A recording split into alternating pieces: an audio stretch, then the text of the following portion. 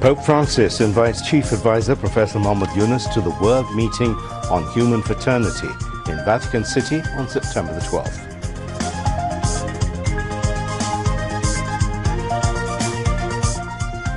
Tribunal case filed over killing of 9 people following fake extremism arrest drama in Kuala Lumpur. Court summons former IGP, DMP Commissioner and DC. Appellate Division acquits BNP acting chairman Tariq Rahman in money laundering case. 7-year sentence of High Court cancelled.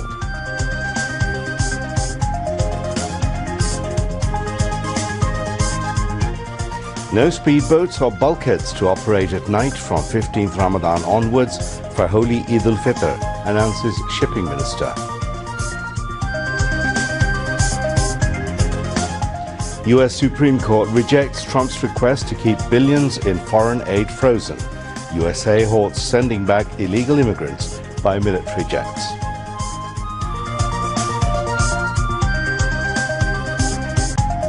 And Abahoni Limited, Mohammedan Sporting Club and Patek Sporting Club secure victories in Dhaka Premier Division Cricket League. Assalamu alaikum and welcome to News at 10. I'm Mahmoud Rahman. Those were the headlines. Let's move on now to the details.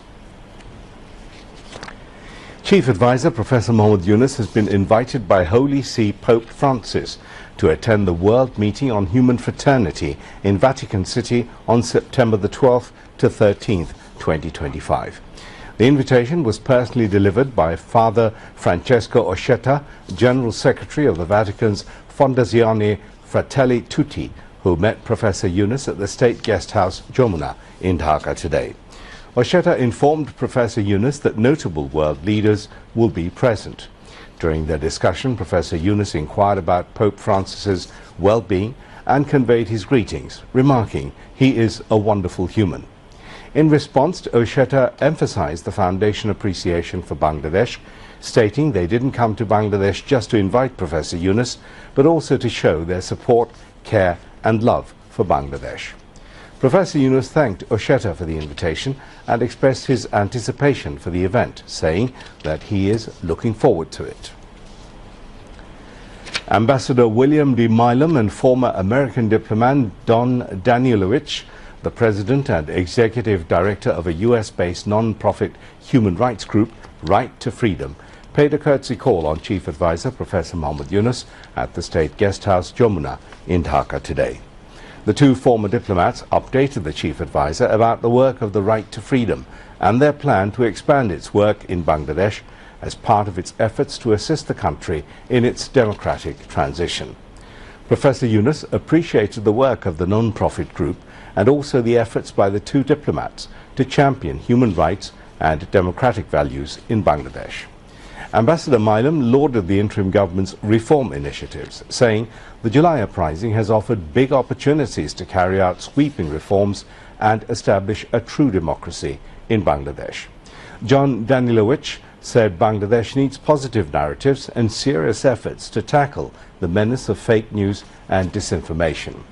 During the hour-long meeting, Professor Yunus told the diplomats that political parties would sign a July charter after the conclusion of the dialogue on the Reforms Commission recommended by the 6 commissions.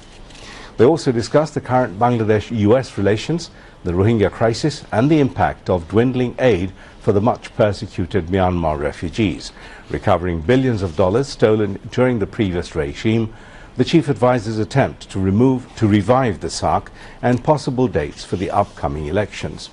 The Chief Advisor said the elections would be held either in December, provided the political parties agreed to fewer reforms ahead of the vote, or by June next year.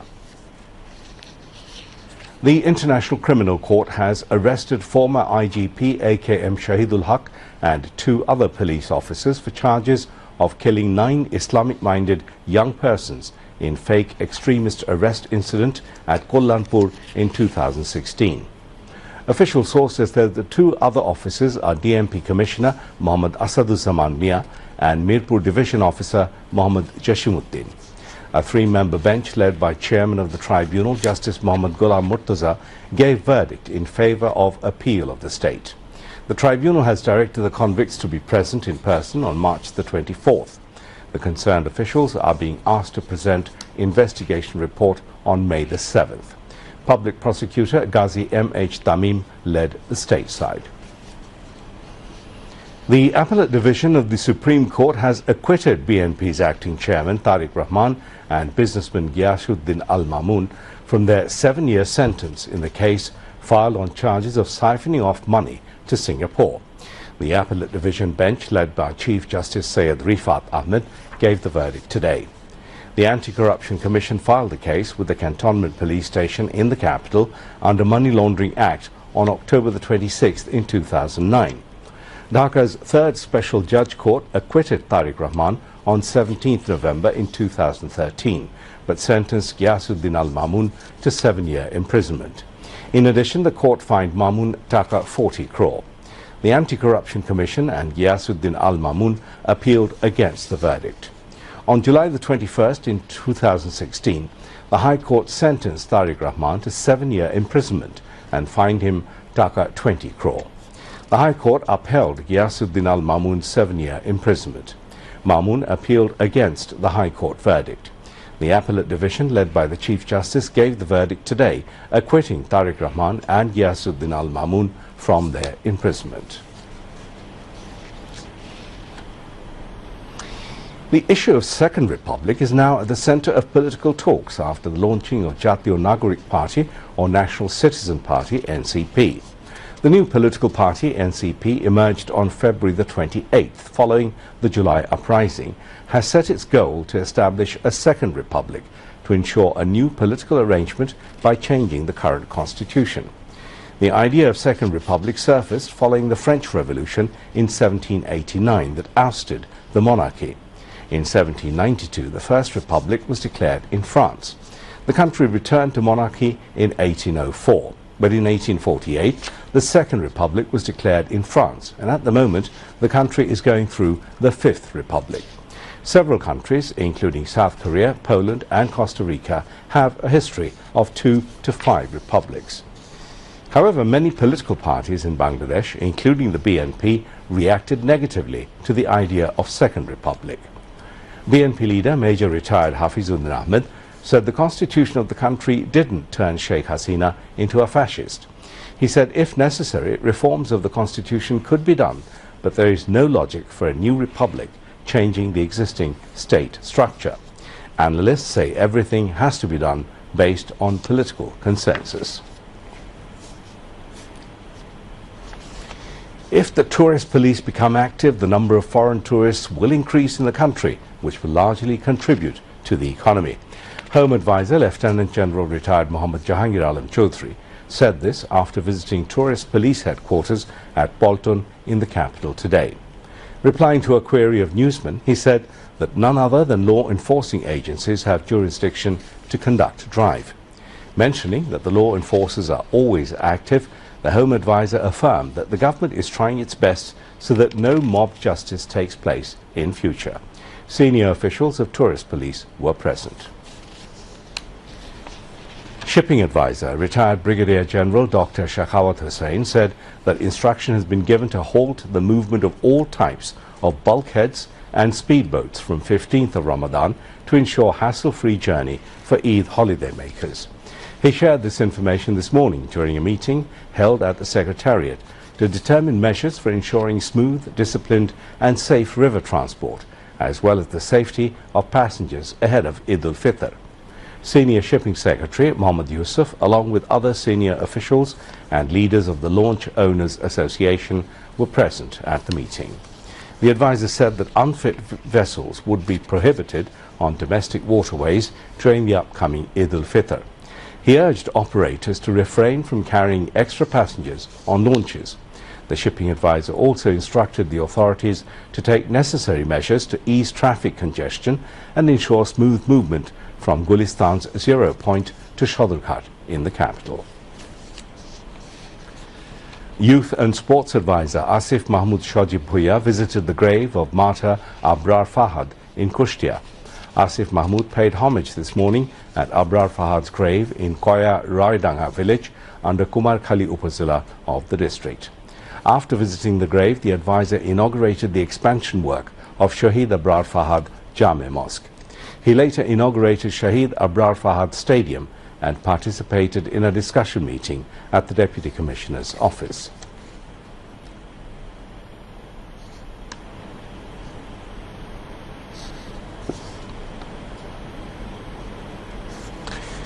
Bangladesh Nationalist Party BNP today hosted Iftar Mehfil in honor of foreign diplomats at a local hotel in the capital. Ambassadors and high commissioners from USA, UK, Saudi Arabia and other countries, journalists and agency chiefs took part in the iftar. BNP Secretary General Mirza Fakhrul Islam Alamgir and BNP leaders were present.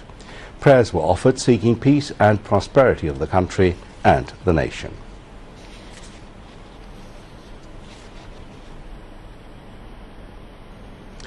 The Chief Election Commissioner, AMM Nasiruddin, has said government would not take any decision that may obstruct the upcoming Parliament election. He also mentioned that EC will soon send letter to the government in this regard. The CEC was exchanging views with the Election Commission officials today. The CEC, AMM Nasiruddin, assured the Election Commission officials that he will communicate with the government about the plan on shifting the National ID Card Service Programme from Election Commission. Ma, ক্ষুধা লাগছে, খাইতে দাও। টেবিলে খাবার রাখা আছে, খায় নে। মা, আমি এই খাবার খাবো না। কেন? তাইলে গন্ধ? গন্ধ হইব কেন? কি হইছে? লক্ষ্মী মায়ের ধমকাইতেছো কেন? লক্ষ্মী না চাই, প্রত্যেক বেলা খাবার নিয়ে ঝামেলা করে। কথাটা ঠিক না। আমি কইছি, পচাবাসি খাবার আমি খাবো না। ভাইজান কি করমু কও? প্রত্যেক বেলা নতুন নতুন রান্নার সময় কই। তাই এক বেলা রান্দি দুই বেলা খাই। একবার রান্না করে দুই বেলা খাইতেই পারো, কিন্তু রান্না করা খাবার ভালোভাবে সংরক্ষণ করে খাইতে হইব। সেটা আবার কেমনে? রান্না করা খাবার স্বাভাবিক তাপমাত্রায় 2 ঘন্টার বেশি রাখা যাইব না। 2 ঘন্টার বেশি রান্না করা খাবার খাওয়ার আগে আবার ভালো কইরা গরম করে নিতে হইব। মামা, তুমি মাইরে কও, তোমার পরামর্শ মাইনা চলতে। ঠিক আছে রে মা, আর কইতে হইব না। পচাবাসি খাবার খেলে অসুখ হবে সবাই বলে।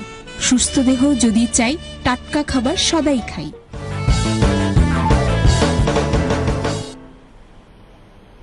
On now to international news.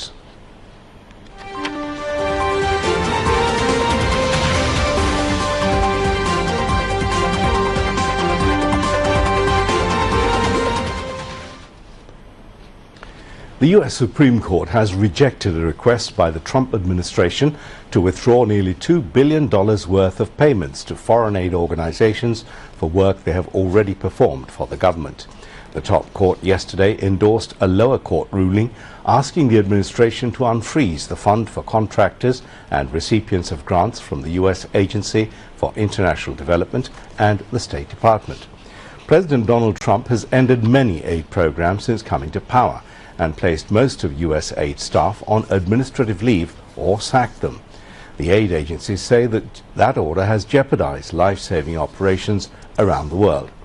Last month, District Judge Amir Ali had ordered the State Department and U.S. aid to pay the bills to contractors for the work already done by midnight on the 26th of February. As the deadline approached, the Trump administration sought an emergency relief from the Supreme Court, arguing it was impossible to process claims in an orderly fashion in such a short period of time. Supreme Court Chief Justice John Roberts issued a brief administrative stay before the full court acted on President Trump's request. On Wednesday, the top court, in a narrow 5-4 decision, declined to halt the lower court order that required the Trump administration to unfreeze the payment. The court said that Judge Ali's deadline for the immediate payment had now passed, and the district court should clarify what obligations the administration must fulfill to comply the order. The case was launched by 2 aid groups who went to court last month to challenge Trump's 90-day pause on foreign assistance. Federal Judge Amir Ali in the District of Columbia then issued a temporary pause on the cuts while he examined the arguments in the case. U.S. President Donald Trump has issued what he called a last warning to Hamas to release the hostages being held in Gaza. Trump issued this warning in a lengthy post on his Truth social platform, saying he is sending Israel everything it needs to finish the job. Not a single Hamas member would be safe if they don't do as he says. Hamas accused the US president of encouraging Israel to break the ceasefire deal, currently in effect between the two sides. Trump's statement came just hours after the White House confirmed it was holding direct talks with Hamas over the remaining hostages. Washington has until now avoided direct engagement with the group, and there is a long-standing US policy against having direct contacts with entities it lists as terrorist organizations. In his social media post, Trump said there would be hell to pay if the hostages were not released, while not specifying the nature of the support he was sending Israel. Hamas spokesman Hazem Qasem said in a statement that such threats complicate matters regarding the ceasefire agreement and encourage the occupation Israelis to avoid implementing its terms. A $53 billion reconstruction plan to rival President Donald Trump's idea for the U.S. to take over Gaza and move out more than 2 million Palestinians has been approved by Arab leaders at an emergency summit in the Egyptian capital, Cairo. The Egypt plan is now an Arab plan, announced the Secretary General of the Arab League, Ahmed Abdul Ghayet, at the end of this hours-long gathering. Without referring specifically to President Trump's ideas, he underlined that the Arab stance is to reject any displacement, whether it is voluntary or forced. Egypt had produced a detailed blueprint with a 91-page glossy document, including images of leafy neighborhoods and grand public buildings to counter a U.S. scheme labeled as a Middle East Riviera, which shocked the Arab world and beyond. This new plan proposes that Gaza would be run temporarily by a Gaza Management Committee under the umbrella of the Palestinian government, comprised of qualified technocrats. Some Arab states are known to be calling for the complete dismantling of Hamas. Others believe those decisions should be left up to the Palestinians. Hamas is said to have accepted it will not play a role in running Gaza, but has made it clear that disarming is a red line. US President Donald Trump said on Tuesday he received a letter from Ukrainian President Volodymyr Zelensky in which the Ukrainian leader expressed willingness to come to the negotiating table over the Russia-Ukraine war. Ukraine is ready to come to the negotiating table as soon as possible to bring lasting peace closer. Nobody wants peace more than the Ukrainians, Trump said in an address to Congress on Tuesday, while quoting from the letter, reports Reuters. Trump also said he had been in serious discussions with Russia and had received strong signals that they are ready for peace. Wouldn't that be beautiful, he said. It's time to stop this madness. It's time to halt the killings. It's time to end this senseless war. If you want to end wars, you have to talk to both sides. Trump was expected to further outline his plans for Ukraine and Russia in the speech to Congress, but did not reveal any further details on how he plans to end Europe's biggest conflict since World War II. Trump said Ukraine was ready to sign a minerals deal with the US, which Washington says is crucial to secure continued US backing for Ukraine's defense. 4 sources told Reuters that the Trump administration and Ukraine plan to sign the deal in return for military aid, which Trump has paused. But later on Tuesday, US Treasury Secretary Scott Bessent told Fox News there is no signing planned, according to a post on X by a Fox reporter. Trump gave no further details on the minerals deal, leaving its fate unclear. China has warned the US it is ready to fight any type of war after hitting back against President Donald Trump's mounting trade tariffs. The world's top 2 economies have edged closer to a trade war after Trump slapped more tariffs on all Chinese goods. China quickly retaliated, imposing 10 to 15% tariffs on US farm products, reports BBC. If war is what the US wants, be it a tariff war, a trade war, or any other type of war, we're ready to fight till the end, China's embassy said on X, reposting a line from a government statement on Tuesday. It is some of the strongest rhetoric so far from China since Trump became president, and comes as leaders gathered in Beijing for the annual National People's Congress. On Wednesday, China's Premier Li Qiang announced that China would again boost its defense spending by 7.2% this year, and warned that changes unseen in a century were unfolding across the world at a faster pace. This increase was expected and matches the figure announced last year. Leaders in Beijing are trying to send a message to people in China that they are confident the country's economy can grow even with the threat of a trade war.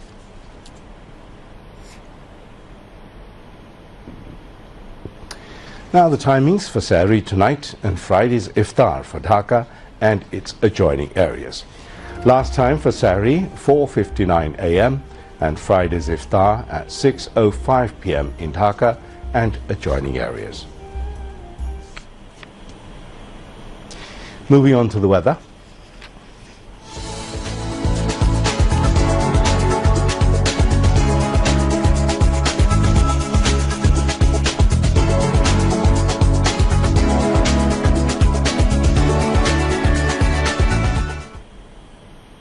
Met Office in its weather forecast till 6 p.m. tomorrow said weather may remain dry with temporary partly cloudy sky over the country. Night and day temperature may fall slightly over the country.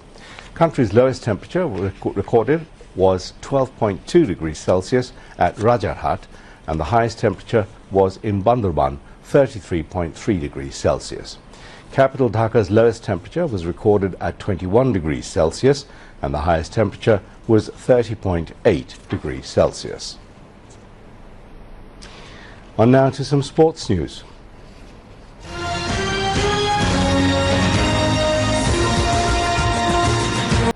A brilliant century by Parvez Hussain Imon helped Abahoni Limited to beat Gulshan Cricket Club by 162 runs in the Dhaka Premier Division Cricket League. Abahoni scored 323 runs for 6 wickets in 50 overs after losing the toss at BKSB ground number 4. Opener Parvez Hussain Imon scored 126 off 124 balls.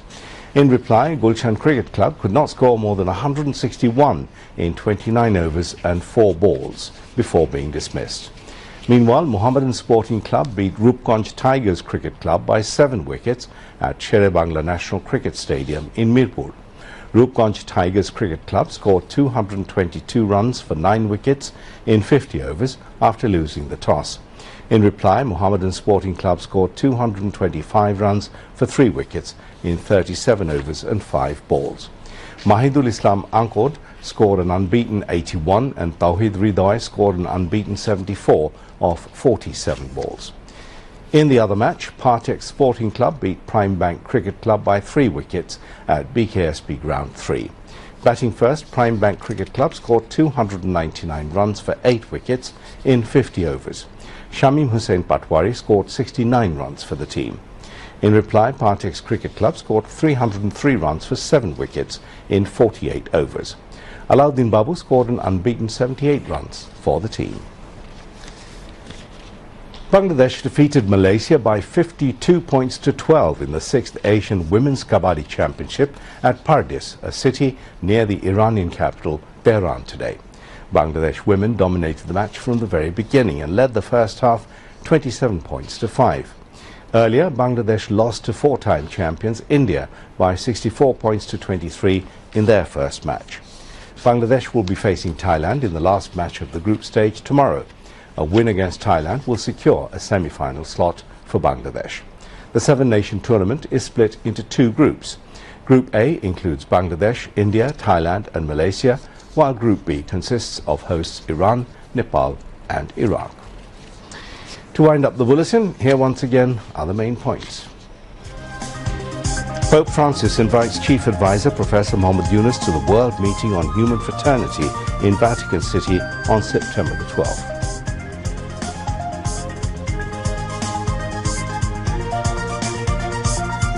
Tribunal case filed over killing of 9 people following fake extremism arrest drama in Kollanpur. Court summons former IGP, DMP Commissioner and DC. Appellate Division acquits BNP Acting Chairman Tariq Rahman in money laundering case. 7-year sentence of High Court cancelled.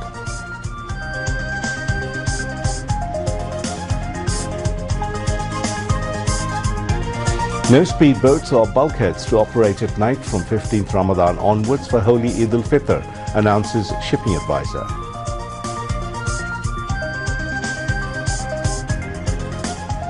US Supreme Court rejects Trump's request to keep billions in foreign aid frozen. USA halts sending back illegal immigrants by military jets.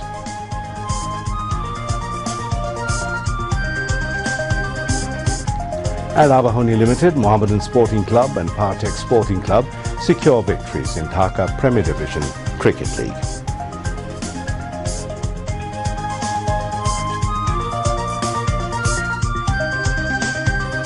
That's all from the newsroom for now. Thank you for being with us. If you can, please do join us for our next bulletin, which is at midnight. Until then, Allah Hafiz.